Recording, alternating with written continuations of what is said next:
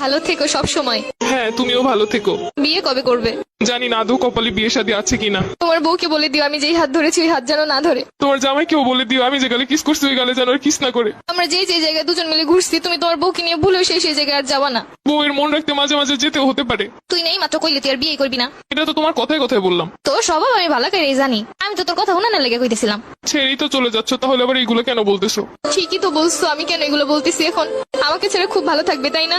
ভালো তো থাকতাম, কিন্তু এই 2-3 বছরে তো হাজার হাজার টাকা খরচ হয়ে গেছে আমার। ঘুরতে গেলে গাড়ি ভাড়া তো আসি, ফুচকা খাওয়ানো, চটপটি খাওয়ানো, আইসক্রিম খাওয়ানো, এইগুলোর পিছনে 70 টাকা গেছে আমার। কষ্ট পেও না, যখন জামাই হবে টাকা পয়সা হলে তোমাকে সব শোধ করে দিব।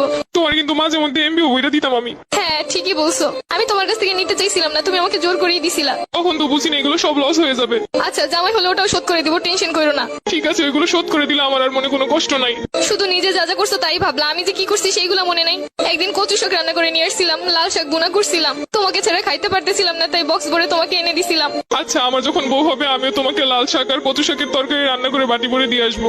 চেয়েছিলে এই শীতে রাজহাঁস রান্না করে খাওয়াতে আমাকে। ইচ্ছে তো ছিল কত কিছুই, কিন্তু হলো কই? সবই তো ঠিক ছিল, শুধুমাত্র একটা স্বপ্ন দেখে এভাবে চলে গেলে। আর আমার এই শীতে রাজহাঁস খাওয়া হলো না।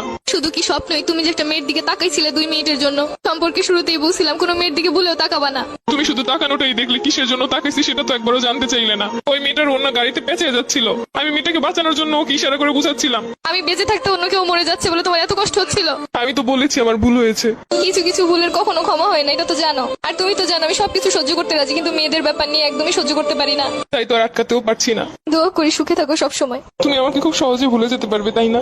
ঘৃণা মানুষকে সবকিছু করতে শিখায়। ভাবতেছি এতদিন যার সামনে তোমাকে বউ বলে পরিচয় দিচ্ছি, পরবর্তীতে কি হবে? তাদেরকে বলবে আমি মরে গেছি। জীবন তো কারোর জন্য থেমে থাকে না।